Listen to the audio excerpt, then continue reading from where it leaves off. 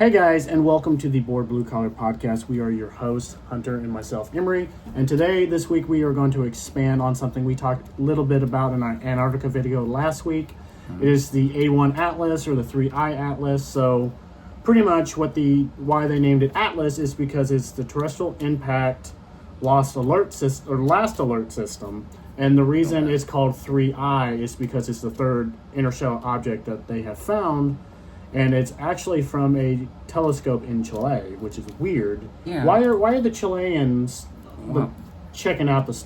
Shouldn't they be just worried about the beaches? Their telescope was the first one that found it.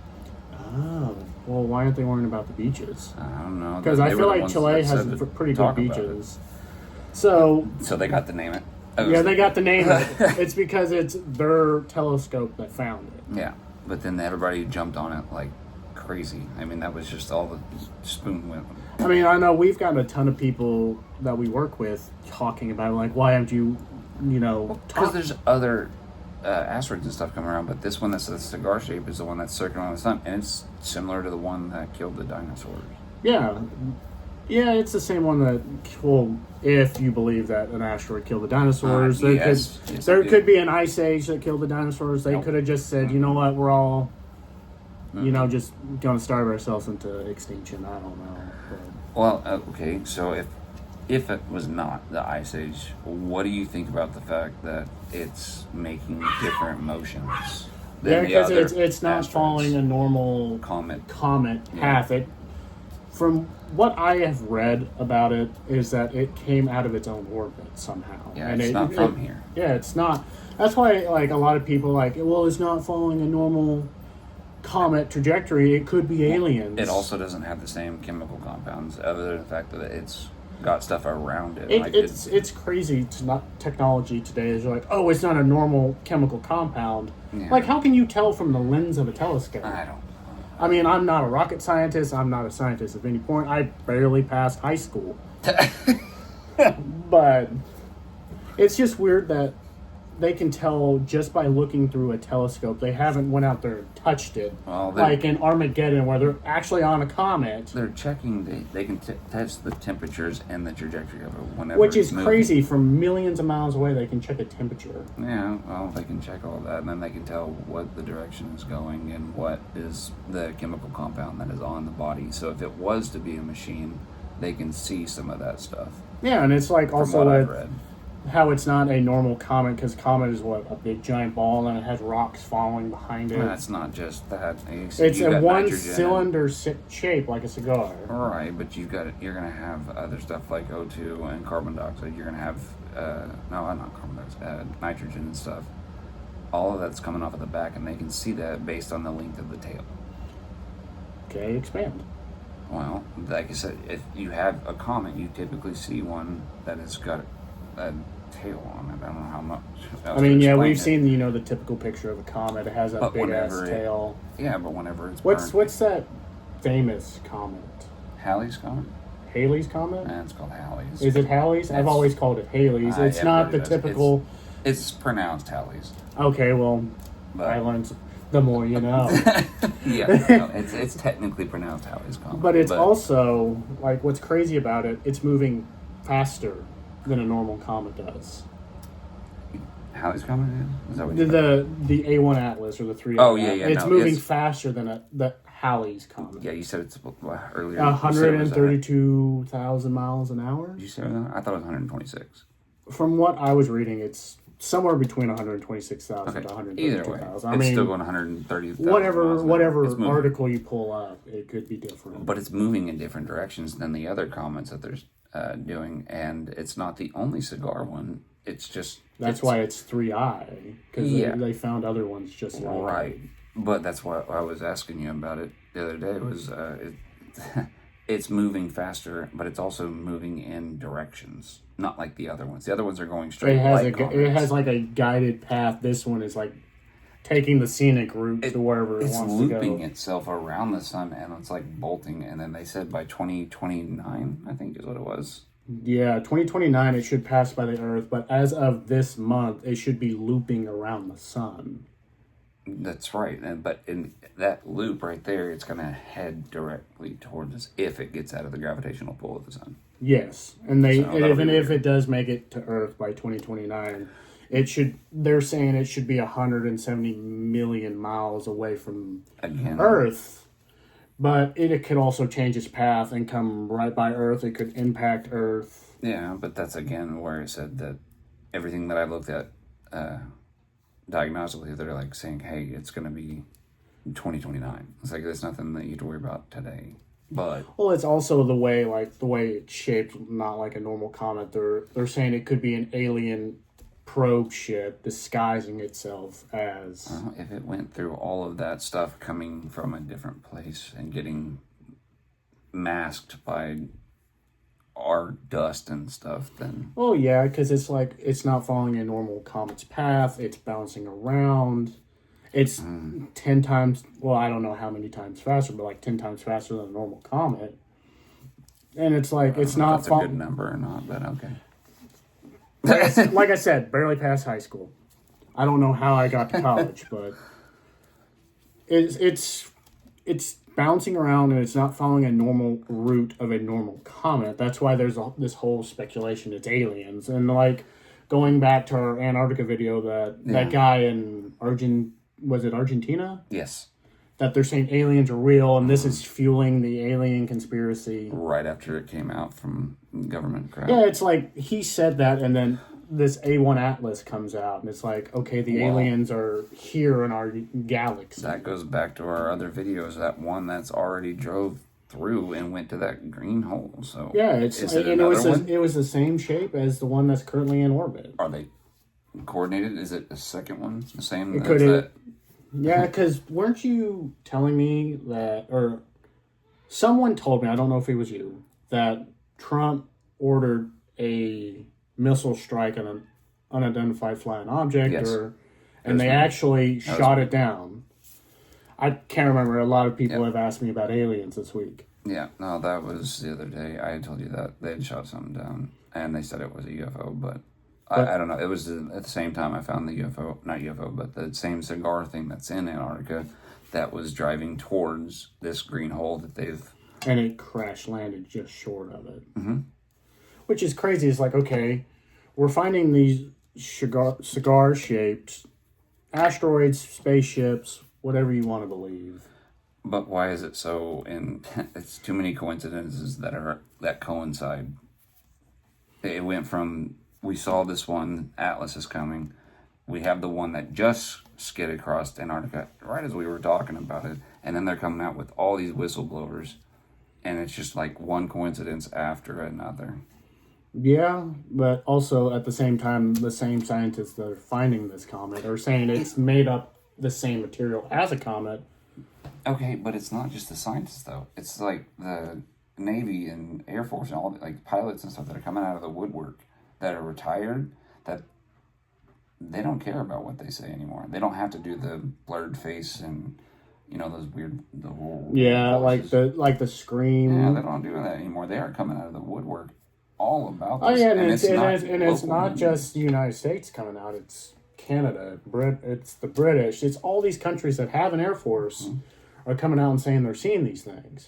Or Chile. Chile. You're so obsessed with Chile. It's all every time I'm looking up these topics, it's Chile. Why is Chile in Antarctica? Why is 'cause of Chile their- finding this cigar-shaped asteroid? It's their satellite. Are they were the are first they one. leading in these telescope and scientific areas that I'm not aware of? Because the last time I heard about Chile, it was a beach destination. They're beating SpaceX, I guess. I don't know. I guess. Elon, you need to step your game up. We need to be on top of this. But like going back to it, it's like also the scientists in Chile and all the other scientists that are now looking at it, they're saying it has the same similarities as a normal comet, it's just different shaped. Yeah, they keep talking about the cigar shape. It's just weird being that way. Was not just the cigar shape; it's the trajectory of it. Like you're saying, it's able to move itself. And that's Like what's it has its own propulsion. That's what's throwing them off, and that's what I find interesting because there's other comments. Whenever you watch those videos, you see the comments going, you see their tails. Well, this one will all stop, and have no tail and then go like an L shape. It'll move. Yeah. I don't know if it's because of the shape. It could be the shape because from the articles I pulled up, they're saying that it's like it's over a mile long and it's a few hundred yards wide. And like, aren't normal comets a ball? Usually the lead comet's a ball and it's rocks following it with the tail. Like, however you pronounce Halley's Comet. Halley's. It's Halley. Okay. It's however you want to pronounce it. No, they're bleeding off ice. Yeah. On the most part. But they're saying it has the same material as a comet. It's just not the normal shape. And they're also saying they're already saying it's billions of years old. Well, I wouldn't. I mean, that's what scientists are saying. No. It's like scientists are like weathermen. They're the only person that can be wrong at their job and not get fired because you can constantly update. It's like, oh, well, today's supposed to be 75 and sunny, and then you go out and it's 50 degrees and snowing. Yeah. And it's like, oh, well, we didn't have this fact, so we have to update it. I'm like, okay. How can you tell it's a billion years old? It's not like you went out there and like cut it in half and saw the rings on it. You didn't do carbon dating on it? Yeah, it's just like, that's just weird how like technology is so advanced that we don't know about that. They can date a comet that they haven't physically touched, and they can tell. But maybe they guessed. I mean, it's just like a weatherman. They guessed. Things can update. Things change. And it's like, oh, yeah, like here in sunny Florida, it's supposed to be 75 and sunny. And then you go to Florida, and it's 50 degrees and it's raining. Well, okay, so food for thought. If it does get here, I'm going to retract because I think I mentioned this earlier. If it doesn't hit us in, dinosaur death collision, what if it just knocks out some of the satellites? And it's something like, maybe it's just the ISS or a couple of Verizon or something. How detrimental do you think that would be? Even if it just does outside. It still does damage, but it's not the whole plant is outside. This is how I'm going to rate it. If it doesn't take away human life, is it really that? I mean, yes, not be able to get on TikTok or whatever and doom scroll for a while is going to be fine. But if it knocks out the ISS, the International Space Station, if there's nobody on it, I mean, we can always, send an on it though. But you would think if they can tell how old this comet is by looking through a telescope, they can tell, hey, you need to get out of the trajectory in 2029. We're not going to send anybody up there. What if it just knocks out a bunch of satellites? Just random satellites that nobody's on. If it just knocks out a bunch of stuff. To me, it's not going to be detrimental. Because also, first world problems. Hush. I have a speech impediment. But if it's just knocked out satellites, it's not going to be that big of a deal. To me, it's not. I mean, everybody can stop looking at their phone. But if that's what it is, it's just phones. But what if you got to do like a if it knocks out our grid system? Yeah. I mean, yeah, that's going to be bad. But if it's going to knock out like a Verizon phone satellite, then I don't care. Just phones, then maybe, But you would think the U.S. military's, national defense system. What if those satellites are knocked out on that? And they have no communication? You know what's crazy is they have a joystick down at NASA. They can move them. Yeah, well, they're going to have to. What? There's thousands of them. You're going to be like, oh, crap. They can probably, this section of satellites that we have is in the direct impact. Either we can just let it hit and send more satellites up and, cause the taxpayers to pay a little more. Probably. Or they can be like, this grid needs to move this far away or this far in. Or move them into another sector. Okay, moving. Okay. If they don't get to move them all, what happens if they hit some and it finally goes off, never hits the planet, never hits anything super detrimental? All the ones it did hit, what are we going to worry about whenever everything just starts raining down satellites? But wouldn't most of it get burnt up in the atmosphere? Yeah. Because it's like what the space shuttles have to have this special coating on them so they don't get burned up.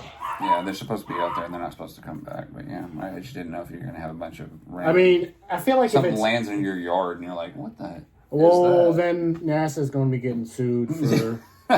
I'm going to park my car right in the way of the direct impact. Yeah, like it's who do you? It's not like you're gonna go sue anybody when you go out there and try and read a VIN number on SpaceX. I don't think that's in that satellite. There's you can just see a giant X on the side, and I'm like, well, I know who I'm calling. But who do you call? There's not a 811 number. I guess get on Twitter. Hey, Elon, your satellite hit my car. When am I getting a new Tesla? Yeah. I need a Cybertruck. You owe me. You broke my daughter's trampoline. I am in emotional distress. I need a couple $1 billion in emotional damages. I said, you broke my daughter's trampoline. Your satellite hit my yard. Oh, just going off a random topic, which we're not talking about. The Cybertrucks are the ugliest looking vehicles I have ever seen. I kind of like them. I don't. I don't know if I Apparently the doors are supposed to be bulletproof, and I've seen a couple videos that they are, but I think they're one of the ugliest looking vehicles on the road. I mean, it's cool. It's all electric, and it can tow like a truck. I would still rather take a regular Tesla vehicle than it doesn't look right. Would you take it off-roading? Probably not, no. Yeah, probably not. Because unless you have solar panels on the top of it to recharge the battery. I wouldn't trust the solar panels going off.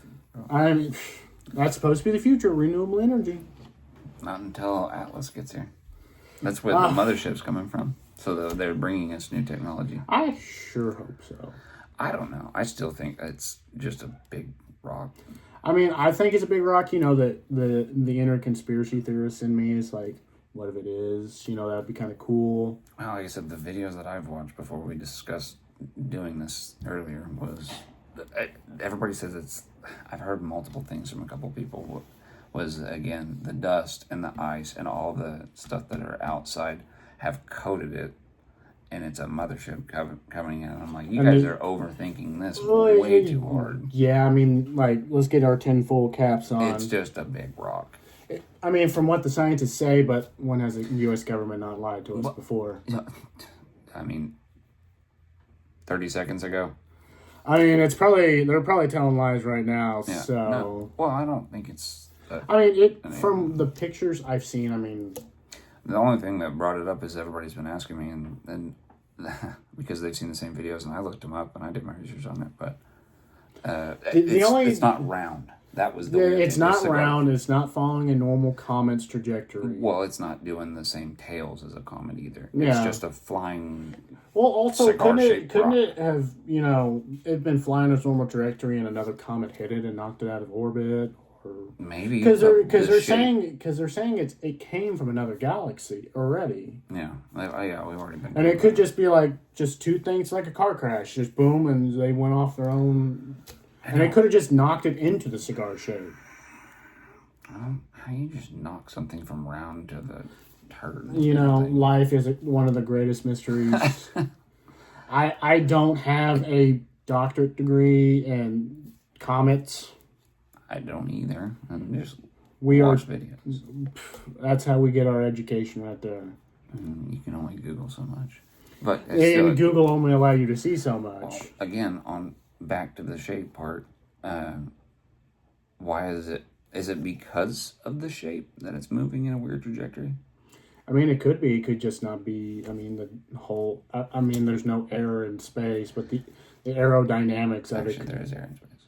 Very little, but I'm not going to go out there and go anytime soon. It's because you're not. It's a vacuum. It'll suck it out of you, not in.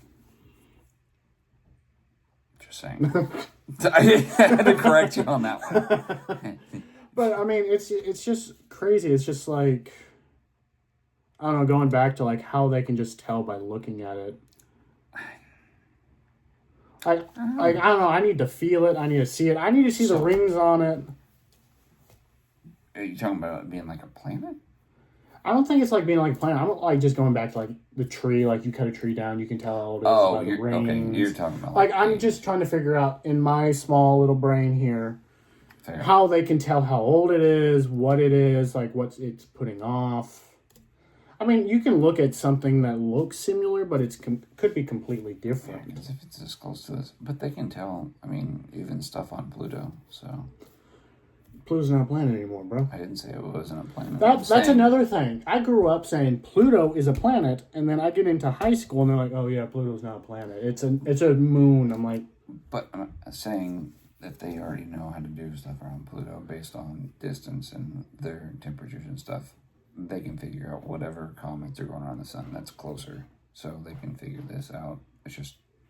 Speaking of which, here's another thing. Speaking of planets, We're going rabbit hole. have you seen the photos? Full rabbit hole. Of, I think they sent a rover to Mercury. Have you seen the photos I know of about the actual Mars. pictures of Mercury before the rover actually burnt up? It's crazy. It's like, it looked like Mars, just a dust storm. Like, Burnt up. just burnt up. It looked a little yellowish to me instead of, the red, the red planet. I mean, I'm colorblind. It's gray to me. But I can see yellow. And it's just like, it looked like Mars's surface just in a yellow dust cloud. I think they sent it to Mercury. I didn't know. Which is cool because it's like the first confirmed, because I think they said the rover burnt up within like 10 minutes of taking these photos. Cause, Like when it landed? yeah, when it landed on the planet, it took quick pictures and then sent it back, which is another thing. How can you send pictures from another planet? I don't know. It's hard to send pictures from my house to yours. Yeah, and it's like we have all this technology. It's like they're sending it billions of miles away, but just seeing the pictures of, I think it was Mercury. You sure? I don't know. If you guys can look it up, comment in below what planet if you guys could find it. But it was just like, oh yeah, pictures of Mercury from the rover, and then like the rover burnt up in 10 minutes because Sure it wasn't Mars? No, because the rovers can survive in Mars because it's not so hot. I know we've got them over there. I don't know what the planet temperature of Mercury is, but I know it's very hot and nobody can survive, not even man-made objects currently. But it's like I think it's one of the first pictures of the surface of Mercury ever that we could be able to do. I knew Mercury was hot, but I didn't know they sent something over. I mean, it's not the same temperature as the sun, but it's pretty close because how close in relativity it is. Right.